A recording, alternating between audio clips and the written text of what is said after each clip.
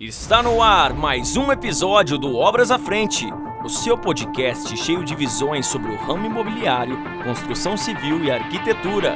A apresentação, Pedro Maranhão. Esse podcast é um oferecimento de Cristófani Madeiras, Cristófani Aço, Campestre Esquadrias, Estruturata Projetos Estruturais, Continental Estruturas Metálicas, Kostenhaus Automação Residencial e Atenta Engenharia. Muito bem, sejam todos muito bem-vindos. Eu sou Pedro Maranhão e você está no podcast Obras à Frente, o seu podcast do mercado imobiliário, construção civil e arquitetura. Para você que está assistindo esse episódio pela primeira vez e ainda não é inscrito no canal, não deixe de se inscrever e ativar as notificações, que toda semana terá um novo episódio e para você não ficar por fora de nenhum episódio, que tem muito tema bacana vindo aí pela frente. Hoje tem um tema que eu gosto bastante de falar sobre isso, estou até bastante curioso que vou poder tirar muitas dúvidas, né? Eu falo que estou sempre na posição privilegiada de estar desse lado aqui, aprendo muito com todos os convidados, e esse tema está bastante em alta aí no mercado, embora ele gera muita confusão, né? Mas como estamos falando de crescimento, a gente fala muito sobre empreendedorismo, hoje vamos falar sobre o impacto do projeto arquitetônico corporativo nos resultados da empresa, tá? O que um projeto bem feito pode impactar nos seus resultados, no resultado da sua empresa? Então, atenção você, empresário, empreendedor, lojista, esse episódio é para você também.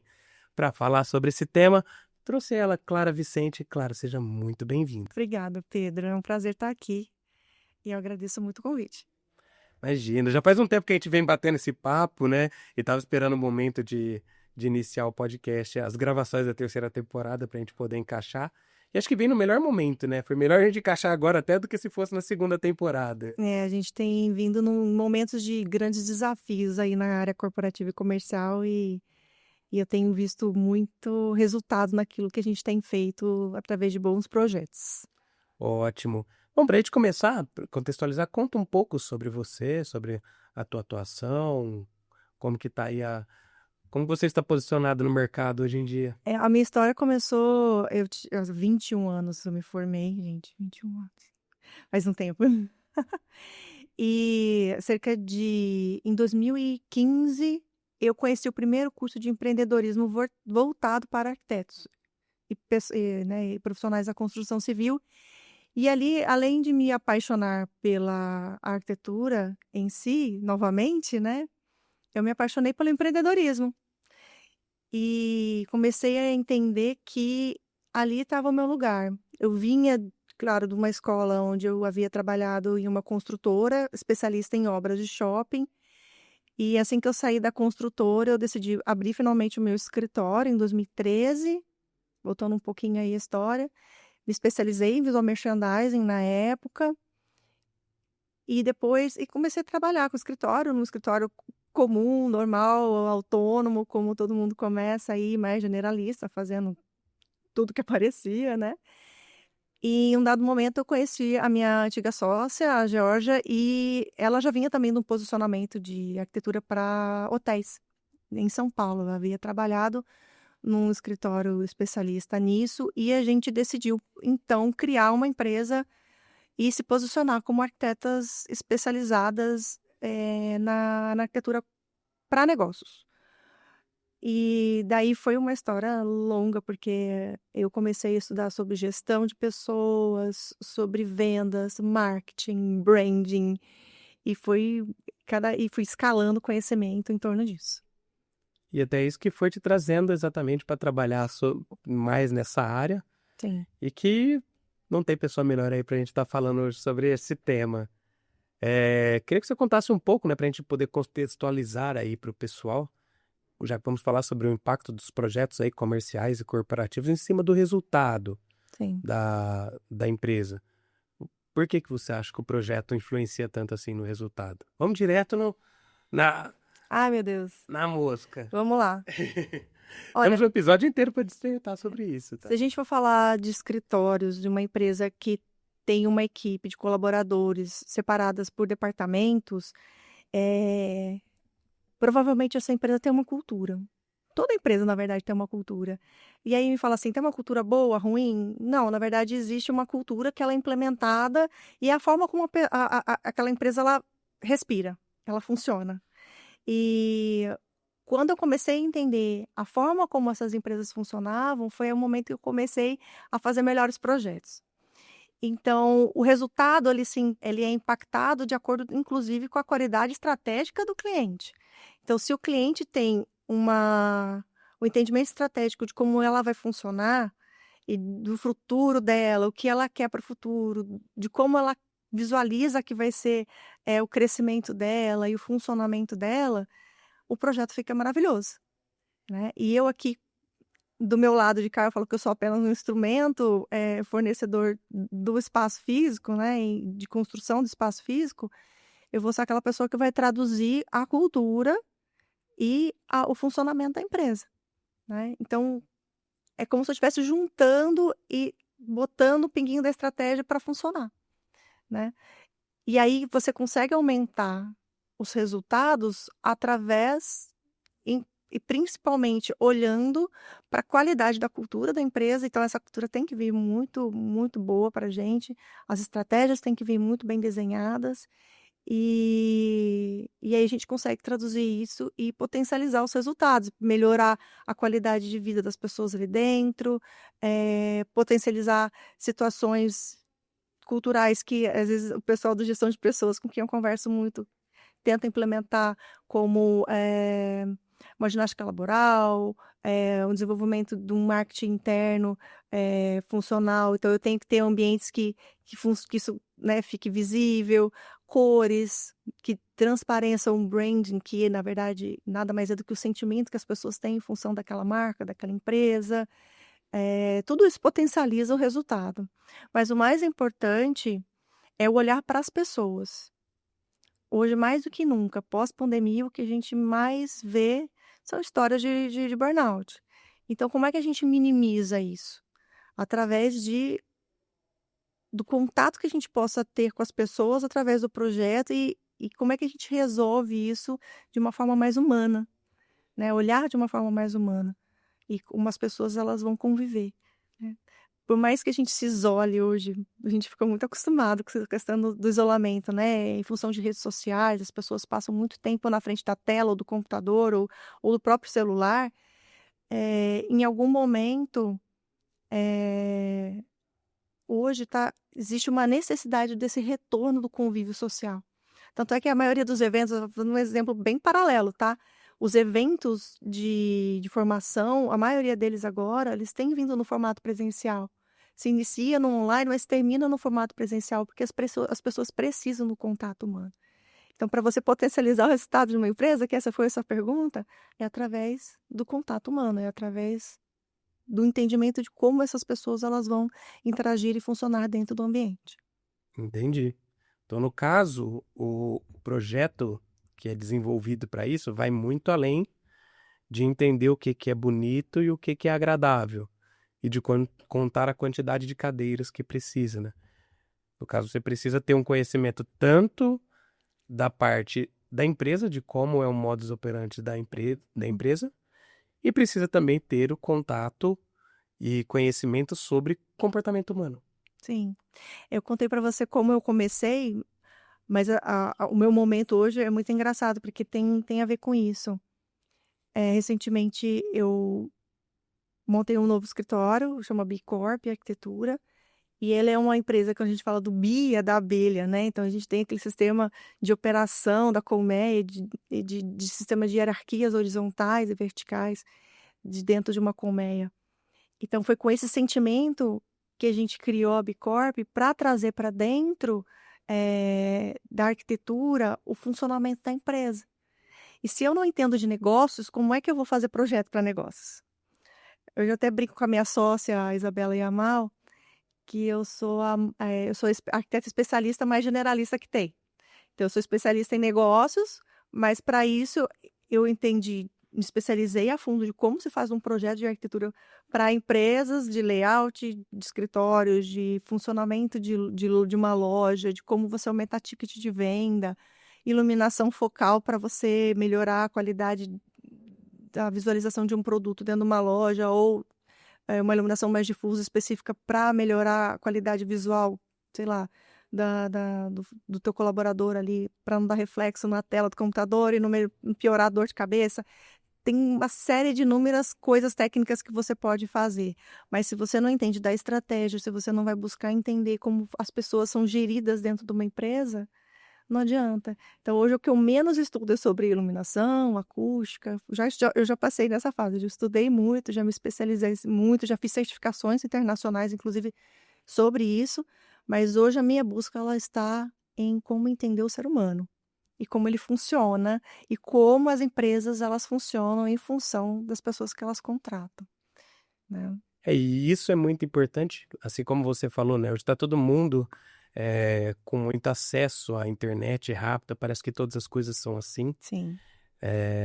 Com isso, a gente acaba nos comparando, né, com as outras pessoas muito rápido. Antigamente a gente se comparava com quem? Com o primo, que a nossa mãe falava assim, tá vendo seu primo? Ó, tá voando na profissão, só você que não. Era essa a comparação com o vizinho, né? Era pouca comparação. Um amigo muito próximo, a gente não se comparava. Hoje a gente se compara com qualquer pessoa do outro lado do mundo e instantaneamente, né? E parece que tá todo mundo decolando e só a gente que não. Isso já... o profissional que está trabalhando ali hoje, nesse ambiente, ele já chega com uma carga de estresse que vem de fora da casa dele. Então, assim, não é culpa da empresa isso, mas vem com uma carga já de estresse, de baixa autoestima, impulsionada pelas redes sociais, e é uma coisa que a gente não consegue ter controle, porque isso acontece com a gente. É o vício da dopamina. Exato. Né? O ser humano tem, o cérebro dele, a gente é viciado em fugir da dor ou busca pelo prazer. Ou é a fuga da dor ou a busca pelo prazer. Esse é o tempo todo. Então, a dopamina te traz o prazer. A dor, ela está vinculada a esse processo de comparação, a perceber que você está vivendo a vida do outro, assistindo mais da vida do outro nas redes sociais do que cuidando e olhando para a própria vida. Então, os casos realmente de problemas psicológicos e psiquiátricos e burnout, eles tendem a aumentar muito, né? Como a gente já tem visto números alarmantes, né? O número hoje de pessoas que têm transtornos psicológicos hoje é maior, no mundo é maior do que pessoas que têm problemas de diabetes ou problemas cardíacos, assim, é um absurdo. O nível de afastamento por esses motivos, pelo motivo emocional e psicológico, é muito maior. Você imagina? Sim. E o quanto que isso não onera uma empresa? Sim. Então, se não há uma orientação, inclusive psicológica, dentro das próprias empresas, como é que as coisas vão funcionar? Perfeito. E tô achando bem legal esse tema, porque eu tive um burnout. Então eu sei como que é estar do outro lado. Lógico que era trabalhando com obra, né? Então a gente já conhece o ambiente Eu também já de obra como que é. O quão hostil é, né? Mas eu sei como que é, eu sei como que é a luta, eu sei como que é o sentimento de fraqueza, de você se sentir fraco, você se sentir impotente, você se sentir, cara, por que isso está acontecendo comigo? Não é possível. Não é possível que isso está acontecendo comigo. Então, o impacto que às vezes isso pode ter. E o quanto que isso também onera para a empresa, né? Como estamos falando sobre resultado para a empresa. Sim. Porque é um turnover que você tem. E hoje o turnover também é um grande problema e um grande desafio para as empresas. Também potencializado pelas redes sociais. Porque, como eu falei, parece que todo mundo está bem e só a gente que não.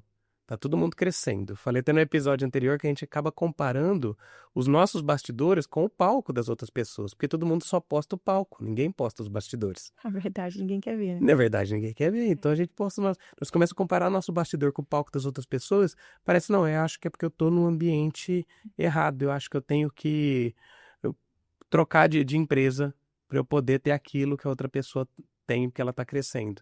Então... já há esse movimento naturalmente, como eu falei, para todo mundo. Todas as empresas lidam com o mesmo desafio nesse sentido. Então é importante, né, o que você conseguir fazer pelo menos nessa etapa de projeto, já que é uma parte de planejamento, para ajudar também nessa questão do turnover. Sim, o turnover é engraçado porque ele é outro número que eu coloco muito para cliente, assim, o turnover no mundo está em 82%. Tem noção disso?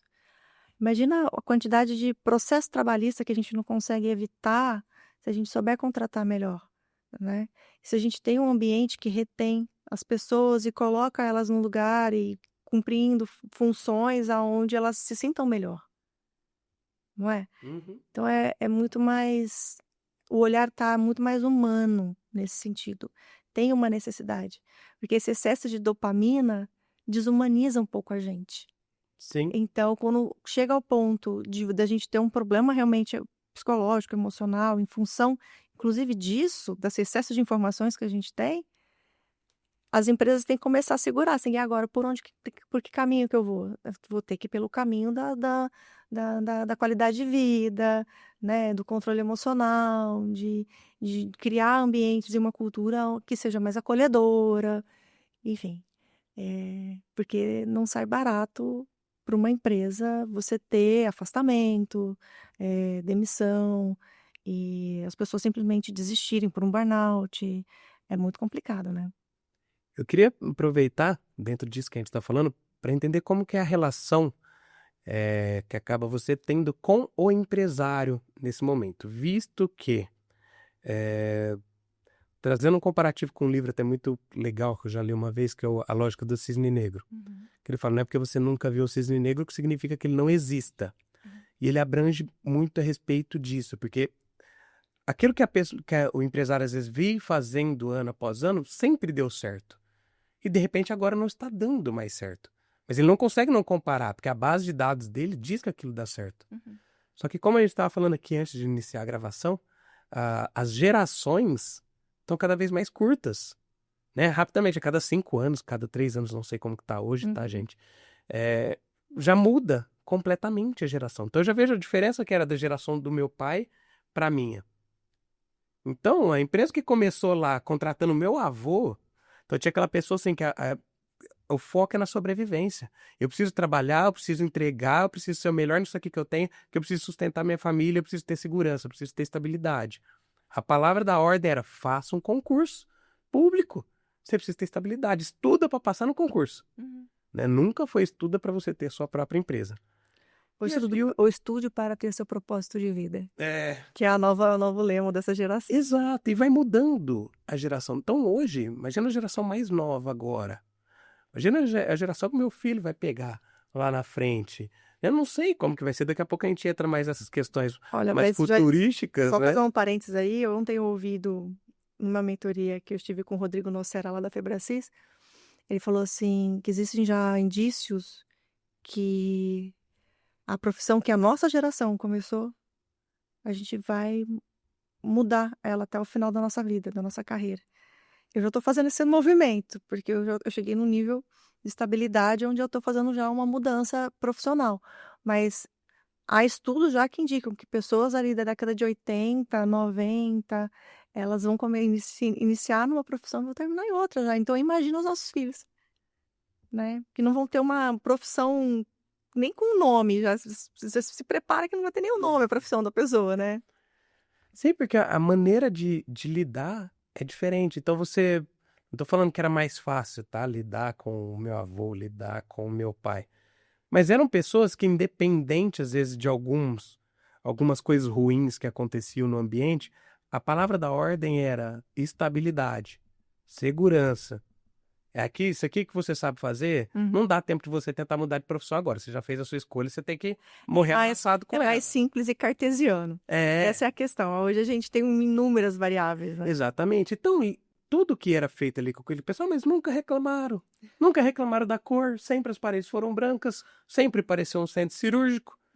Nunca ninguém reclamou. Por que agora vem com essa questão de tem que colocar luz quente? Então, como que tem sido, voltando para a parte da pergunta, né, lidar às vezes com essa barreira do empresário de aceitar essa ideia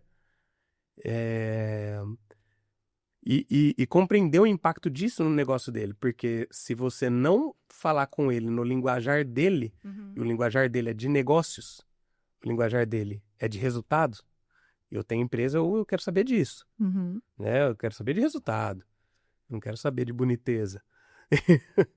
Se a parede lá do meu escritório tá bonita, Sim. ótimo. Eu quero saber do resultado que isso vai... Porque senão eu abriria uma ONG, não uma empresa. Isso varia de acordo com a prioridade de cada empresa. Então, tem algumas empresas que a gente entra para fazer os projetos que a gente só faz alteração do layout e reposicionamento de acordo com a necessidade ali para funcionamento, iluminação. Tem outras que a gente vai mais a fundo, realmente há um entendimento mais profundo de como a empresa tem que ser para as pessoas se sentirem melhor. Mas isso é da mentalidade.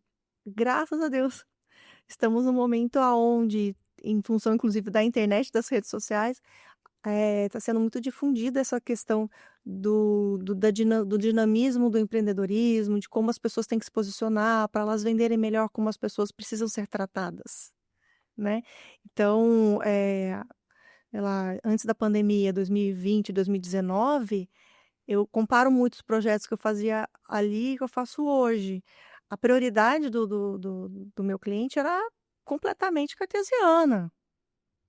Então, a gente fazia poucos projetos que iam num nível de profundidade de brand, de sentimento de marca, de funcionamento, de DNA corporativo e etc. Hoje não, hoje a gente já tem que olhar para isso, porque há um nível de entendimento e conhecimento muito mais difundido, né? Então, ainda bem que as coisas começaram a mudar. Que bom, né? Que esse tipo de entendimento chegou a todos. Nem que seja também na marra, né? Você começa a ver um turnover muito alto. Sim. E não é, como eu disse do livro da lógica do cisne negro, não é porque nunca aconteceu que significa que nunca vai acontecer. Não é porque sempre deu certo assim que vai dar certo daqui para frente. Tem uma vertente de estudos assim, que dizem que você continuar fazendo as mesmas coisas, em algum momento começa a dar errado, porque o mundo ele não gira em torno da gente, né? E a gente tem que entrar no giro, a gente tem que começar a se movimentar e a crescer e se desenvolver. E tem uma coisa que eu converso muito com a minha sócia lá na Bicorp, que a Isabela é muito boa de fazer essa colocação. Ela mostra assim, a gente consegue, através de um mapeamento, quando a empresa, o cliente chega, e um formulário que a gente envia, a gente consegue entender qual que é o nível de crescimento que essa empresa está. Porque quando a empresa ela chega para iniciar um processo, para abrir, ela não está pronta ainda para você ter um nível de profundidade de projeto a ponto de mostrar para o mundo aquela veio, aquele sentimento de marca, né?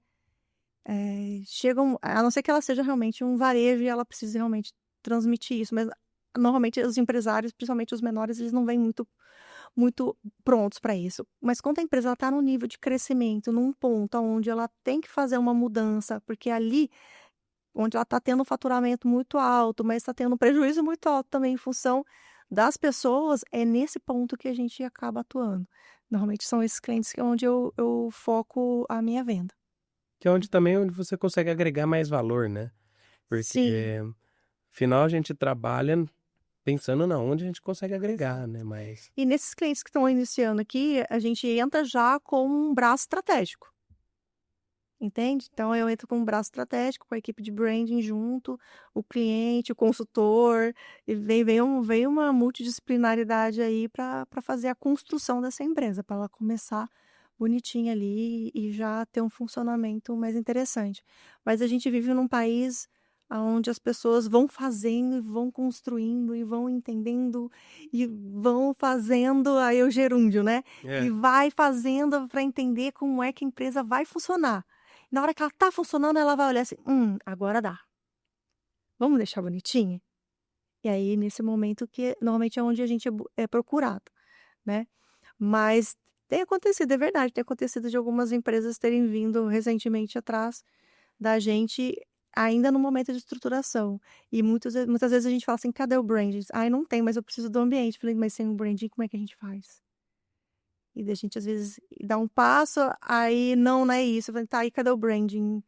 Aí você desenvolve aquele layout com aquele conceito que você foi lá, fez todo o mapeamento de mood board com o cliente, de experiência do cliente, de experiência do cliente dele dentro do ambiente comercial ou dentro do corporativo, né? Para entender como é que vai ser a jornada de funcionamento. E aí chega no branding outra linguagem, né? Você está falando aí dos elementos naturais, orientais, aí chega um negócio vermelho e azul.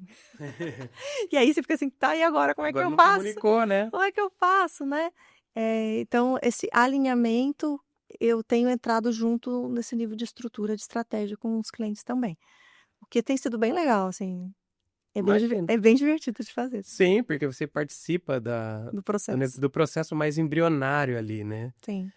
E também evita de que você tenha que entrar para consertar uma grande bagunça, porque também deve acontecer de chegar um negócio bem Sim. mais conturbado, uma coisa não comunicando com a outra. Sim. Assim como você falou também no começo, né, sobre questões de cultura, que é muito importante, Muito. porque se a cultura não tiver ok, não tiver funcionando legal, já não tem muito milagre às vezes que você consegue falar, né? Eu não sei, eu já tinha ouvido essa frase, não sei quem que foi, para eu poder dar o crédito, né, que escreveu, que fala, né, que a cultura come a estratégia no café da manhã. E come mesmo. Então, a cultura ela acaba com tudo que você planejou para a empresa e afeta muito do resultado. E muitas vezes o próprio empresário, vamos falar de uma empresa pequena, de médio porte, ela não entende o que é a cultura. Então, se você olhar para a cultura em si, a pessoa fala, é a minha missão, visão, valores, o meu propósito. É também, Uhum. mas é a forma como você funciona, como é que é o seu nível hierárquico? É horizontal, é vertical? Como é que você funciona? Você tem uma liderança mais assertiva, mais direcionada, mais fria, mais seca? Ou você tem uma liderança um pouco mais acolhedora, mais afetiva? Como é que você funciona Uhum. como líder, né, como empresário?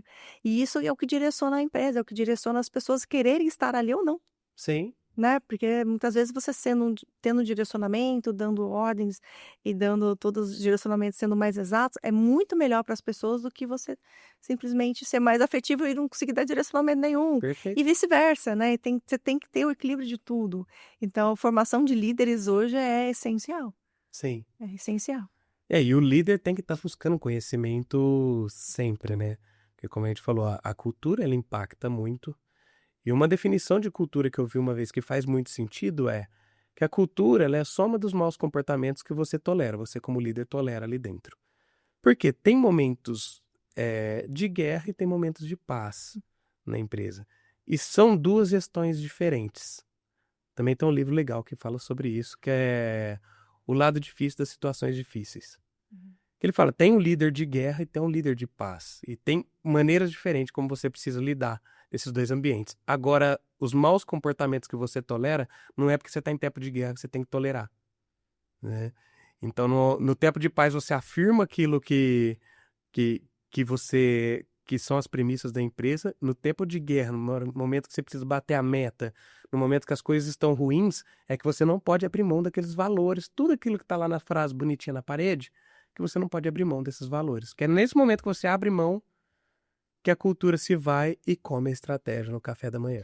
E vou te falar, eu comecei a entender nas meus últimas formações que os valores da gente mudam com o passar da nossa vida, né, com as nossas experiências, né. Não que eles mudam totalmente, mas às vezes mudam a questão de prioridade, né. Eu falo muito assim que dos meus grandes valores há uns anos atrás era a produtividade. Eu tinha que ser uma pessoa produtiva, eu tinha que dar resultado. Hoje, eu olho para mim e penso: "Se eu não tiver gratidão", aí a gratidão estava ali, mas ela não estava em prioridade. Eu trouxe a gratidão para cima, porque foi com ela que eu consegui pela gratidão eu consigo validar os meus outros valores. Estou falando no atendimento interno, tá. Então eu fiz uma busca interna para poder entender, inclusive, como eu vou ser uma melhor líder para as minhas equipes, para as pessoas com quem eu coordeno.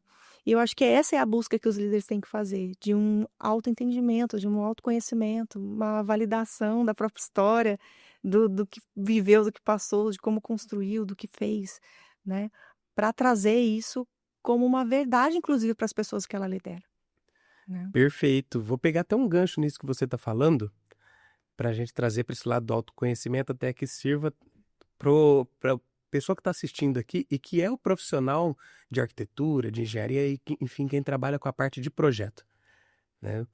Para ver, porque A gente sabe que a faculdade não prepara a gente para nada, ensina muitas coisas altamente técnicas e a gente não aprende muitas coisas comportamentais.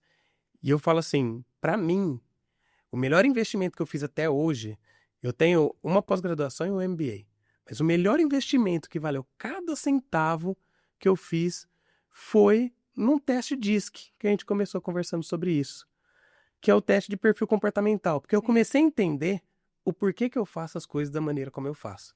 E foi engraçado que o meu resultado, eu não aceitei ele de imediato. Cheguei em casa, Não. virei pra Rafaela e falei, aqui que deu o resultado aqui. E ela, Pedro, você é exatamente assim. Não, mas aqui tá falando que eu faço isso por conta... Pedro, você é exatamente assim. Né? Porque eu fui lá, vi que o meu perfil deu como influente. Né, mais alto e influente. Então, eu faço as coisas esperando reconhecimento.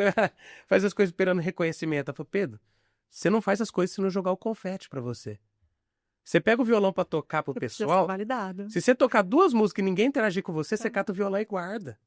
Então, você não faz só por fazer, você faz pra ter o retorno. E assim, aí eu falei, putz, recebi esse feedback da pessoa que convive comigo há muito tempo. Então, ninguém me conhece melhor do que a minha esposa. Só para você ver como muitas vezes a gente não tem uma autopercepção muito boa dos nossos comportamentos. A gente vai à terapia para falar da gente, mas a gente nunca, dificilmente o terapeuta vai, né, o psicólogo vai te dar um feedback sobre aquilo que ele percebe de você.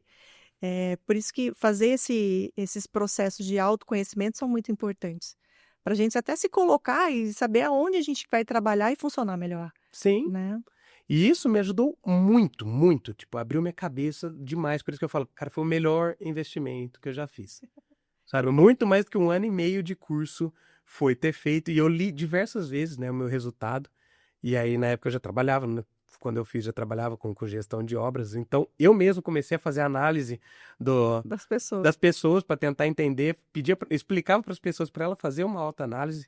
E depois fazia o teste com elas. Hoje, na construtora, eu tenho de todos os meus funcionários. Todo mundo lá que trabalha com a gente. Por quê? Principalmente por conta daquela parte que fala sobre os motivadores e medos. Então, com cada pessoa tem que lidar de um jeito diferente. Né? Então, trazendo para a parte de liderança e também para o profissional que está aí pensando em fazer o projeto para o cliente, como que você vai fazer para entender melhor o seu cliente se você não consegue entender você mesmo? Com certeza. Né? Se você não se conhece, estou trazendo aqui de causa própria. Eu cheguei dando risada em casa. E minha esposa que falou para mim, Pedro, você é exatamente assim. Eu nunca vi algo tão assertivo quanto isso. E aí que eu comecei a tomar um choque de realidade.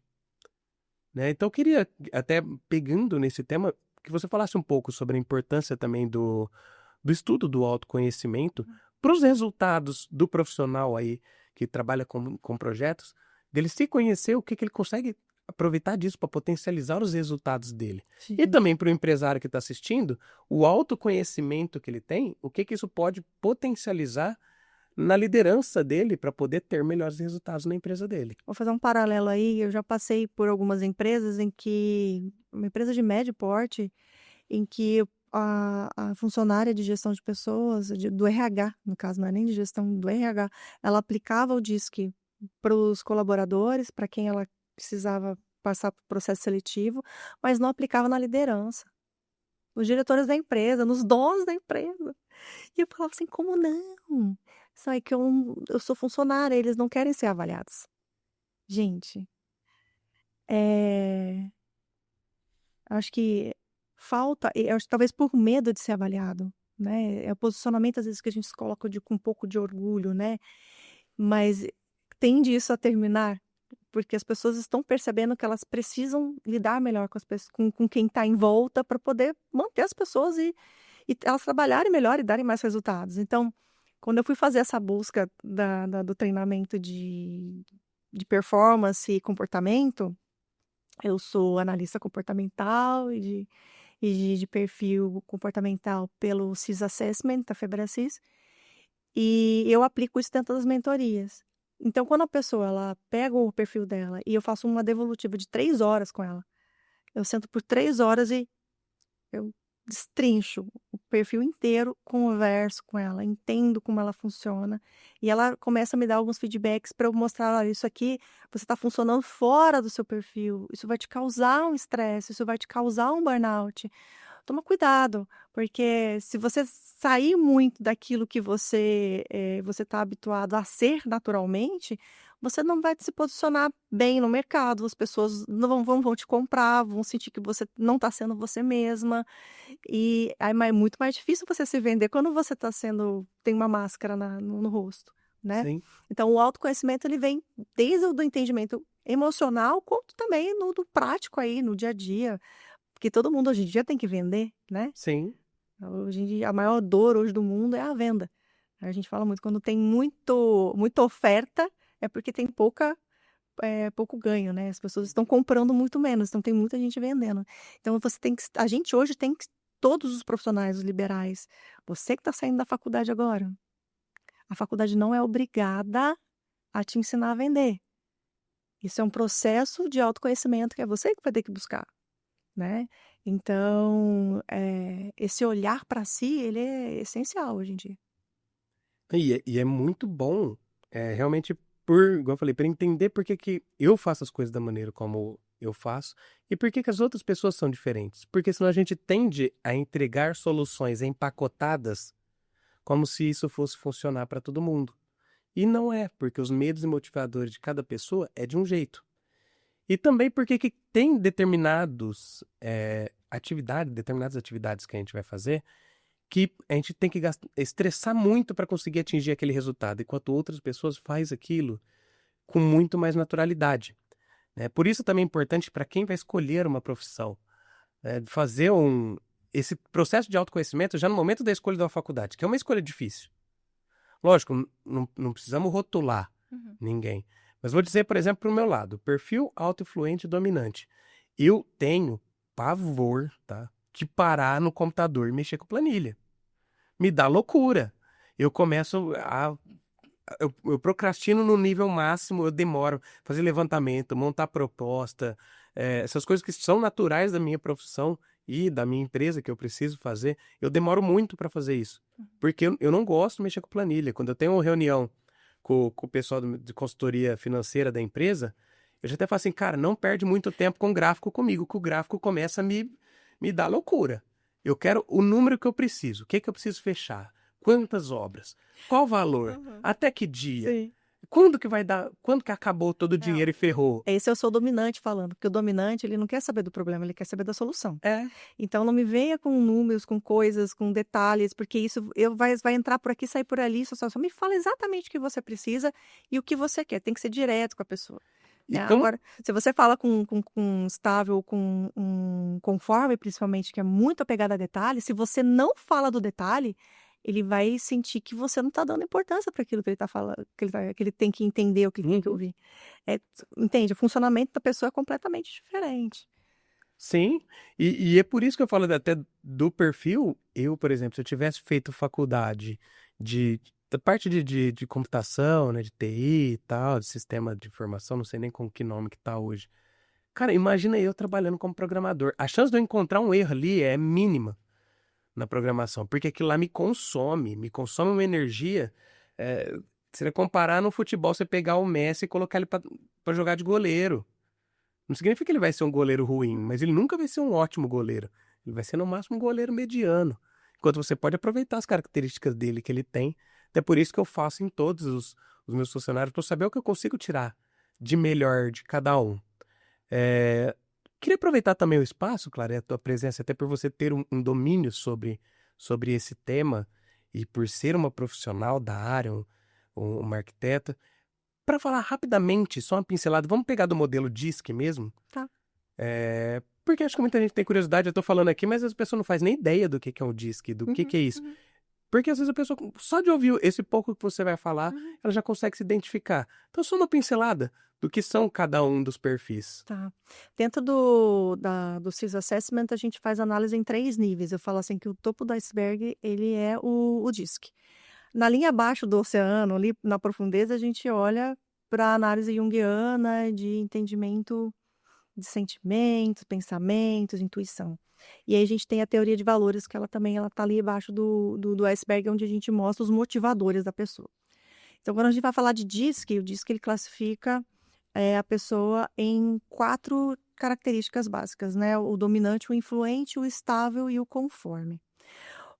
Aí a gente consegue compor em até 3 fatores essas pessoas. Então, e é aquela, né? Se você tem uma dominância alta, você pode ter uma estabilidade alta, mas você também pode ter uma conformidade baixa, você pode ter uma conformidade alta. Então, as pessoas têm um nível de complexidade muito alta, né? Eu tenho uma dominância altíssima, minha dominância é 83, então eu sou uma pessoa competitiva, eu preciso de resultados, eu preciso ver a coisa sendo executada, eu sou uma pessoa que dá ordens muito claras, dá orientações muito claras, sabe exatamente o caminho que precisa ser feito, o logístico do começo ao fim das coisas, né? O influente é a pessoa que ela tem mais conexão com as pessoas, o dominante tem mais conexão com as tarefas. Então, com o objetivo final, ele tem menos conexão com pessoas, inclusive com relacionamento, né?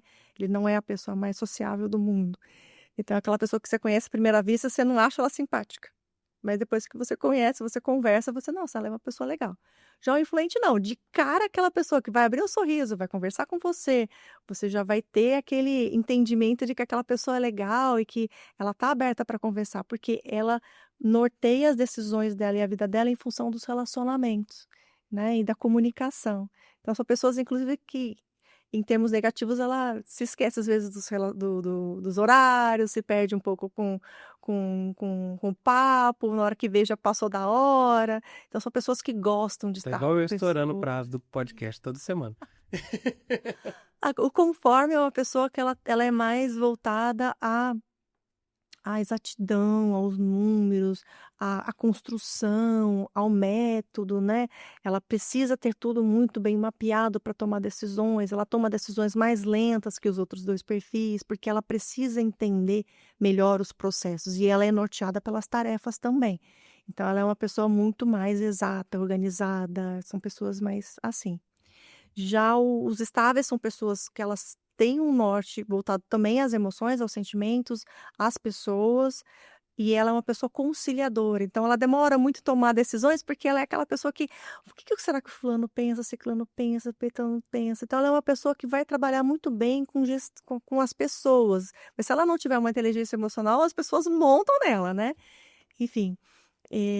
O que há de positivo dela é que ela é uma pessoa que ela vai ser muito mais, ela consegue criar métodos e processos justamente para conseguir convencer as pessoas do que ela está falando ali, vai ser funcional para o benefício do todo, de todo mundo, né. Enfim, isso é uma pincelada, tá. E claro que todos nós temos uma mistura de todos eles, é mais alto, mais ou menos grau, né, enfim. Tem lados que acabam sendo mais extrovertidos, né? Tem pessoas que já são mais introspectivas. Igual você falou, tem pessoas que já são mais focadas em pessoas, tem pessoas que são focadas em tarefas. E eu falo o tanto que é importante disso, igual que a gente tem na construtora. São diversas peças que você tem ali dentro. Então imagina um mestre de obra. Qual perfil tem que ser o mestre de obra? Ele tem que ser dominante. Tem que ter ordem clara, direta, não é para ser amiguinho dos caras. Só que o perfil dominante tem as dificuldades de lidar, então, tipo, principalmente quando eu trabalhava com prédios. Eu gostava do mestre que é o mais alto dominante. Só que ele quer o quê? Ele quer a camisa 10. Então o que eu fazia com ele? Autonomia. Autonomia. Não bate de frente com ele.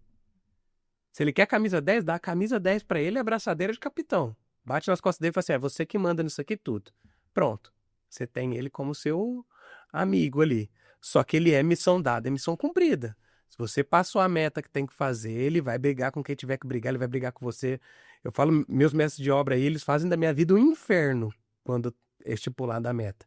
Mas ótimo, porque estão focados no resultado. Né? Então, o mestre de obra é ótimo que seja esse perfil. Vai dar o melhor resultado que precisa. Já quem trabalha com parte de vendas, a pessoa que tem um perfil influente tende a ser melhor porque vai ter menos barreiras da comunicação. Lógico, às vezes pode ser muito prolixo na comunicação, falar demais. Sim. Mas hoje vendas está muito mais atrelado a relacionamento do que a técnicas de venda. O estável, ele é um pouco melhor para vendas, quando a gente fala em vendas de alto padrão. Porque o estável em si, ele é uma pessoa elegante. Então, uma pessoa E fala menos, né? fala menos, ele ouve mais, ele fala exatamente o que a pessoa precisa ouvir. Então, são pessoas que quando a gente fala assim, quando você vai contratar alguém para uma venda de alto padrão, o ideal é que seja uma pessoa estável. Porque ela vai conseguir, inclusive, ouvir melhor o cliente e absorver e É porque transformar aquilo em... quem fala menos ouve mais, né? Exato. E aí eu tenho, por exemplo, a minha compradora. Minha compradora é planilha o dia inteiro, é processos, é regra, é gente que vai chegar e criar processos e implantar esses processos. Ela é perfil conformidade altíssimo. Lugar certo. Se ela criou um procedimento, algum engenheiro começou a sair fora do procedimento, ela já me chama, Pedro, ó, isso aqui não tá dando certo, precisa arrumar isso, tem que dar na linha. E assim, ela é muito fiel aos processos que ela mesma ajuda a criar e implantar. E assim, tem que ter aquele controle, porque além de tudo tem que passar para o cliente, qual boleto precisa pagar, o que está para vencer, essa parte financeira, né? Então, uma pessoa que tenha facilidade e goste de fazer isso, igual eu falei, se eu fosse fazer o serviço dela, eu seria péssimo para fazer o serviço dela. Péssimo. Mas assim, ela se dá super bem e gosta muito Sim. de fazer O isso. desenvolvimento da carreira das pessoas, inclusive, ela pode ser em função desse entendimento do teu perfil, da forma do autoconhecimento em si. Vamos falar que o DISC é só uma forma de você... você está olhando a pessoa só por um prisma. Existem outros métodos de você olhar, né, as pessoas. Tem PDA, tem análises de teoria de valores, tem um monte de coisa. Eu disse que foi minha porta de entrada. Foi. Ele é uma leitura muito simplista, muito fácil das pessoas entenderem e se auto-perceberem. E no dia a dia é muito mais fácil de você aplicar e de você observar no outro também como conversar com ela, como, né, liderá-la e gerir e tudo mais. Eu, apesar da minha liderança, eu hoje tenho uma sócia que ela tem uma estabilidade alta. E para mim isso foi importante, porque o meu nível de aceleração, que é do dominante, que acelera, põe para funcionar, eu precisava de uma pessoa que criasse método, que tivesse o processo, porque eu não quero saber como uma coisa vai ser executada, eu simplesmente quero ela pronta. Mas como é que eu vou fazer isso?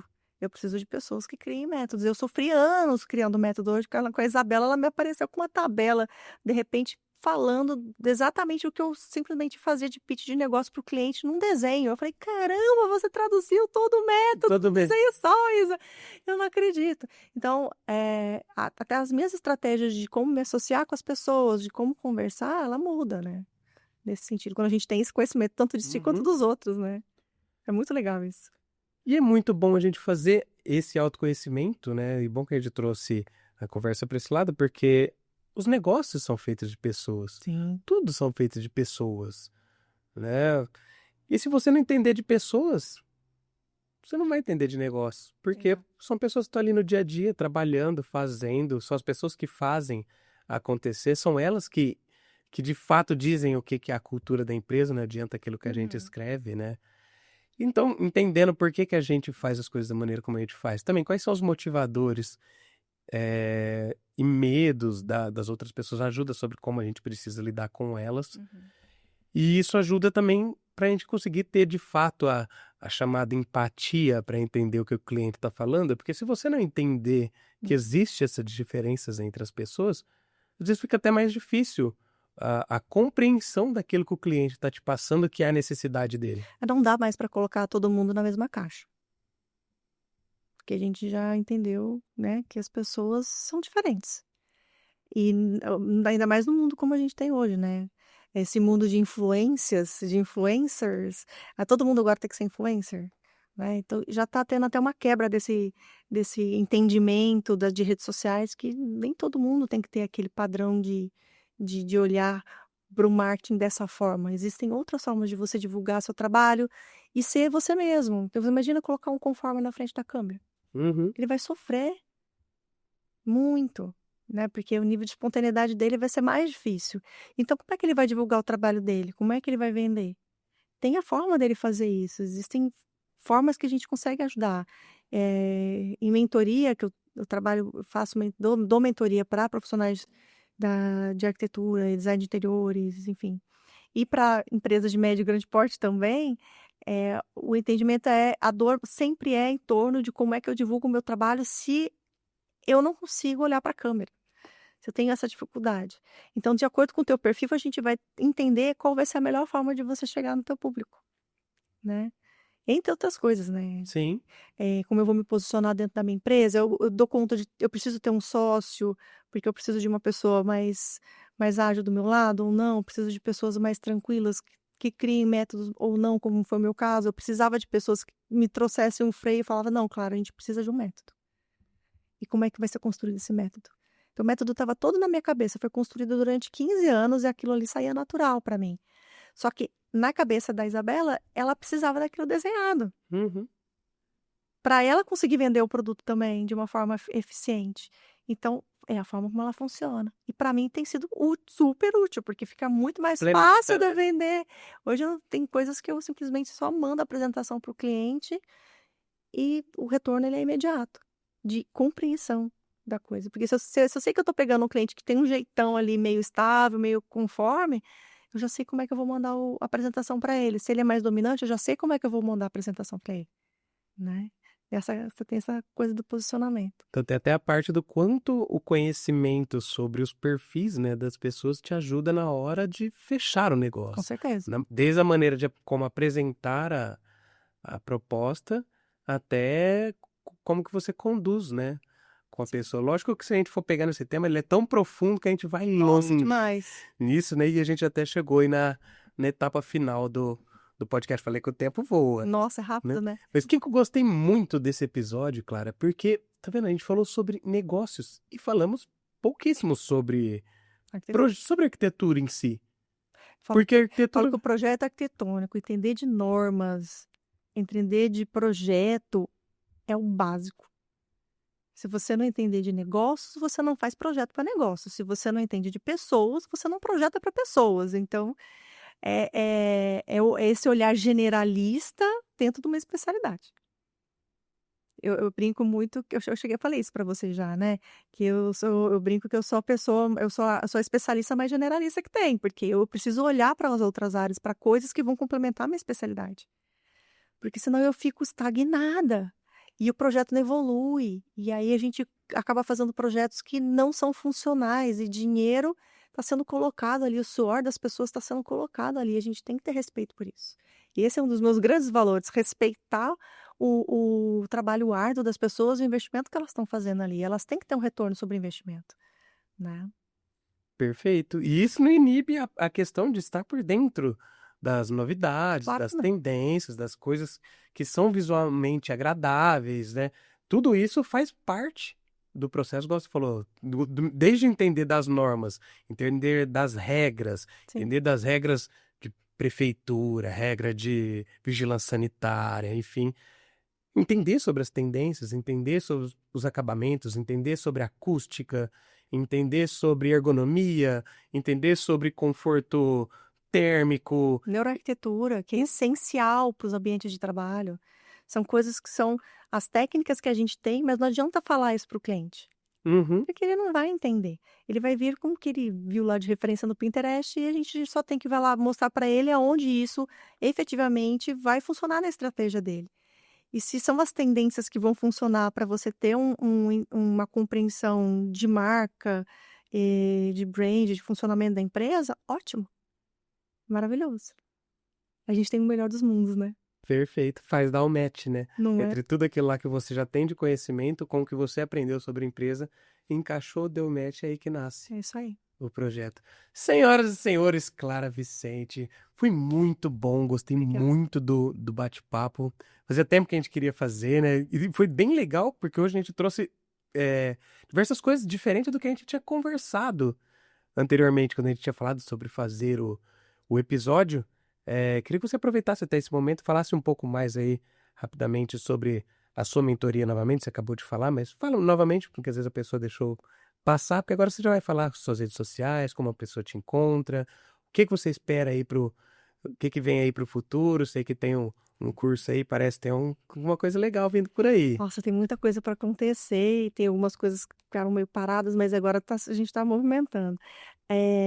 O recado, dia 16 de setembro, na Associação de Engenharia, Arquitetura e Agronomia, vai rolar um debate que eu vou mediar, né, do Matheus Viana Machado, e do Augusto Carminati. A gente vai falar sobre o futuro das profissões, inteligência artificial.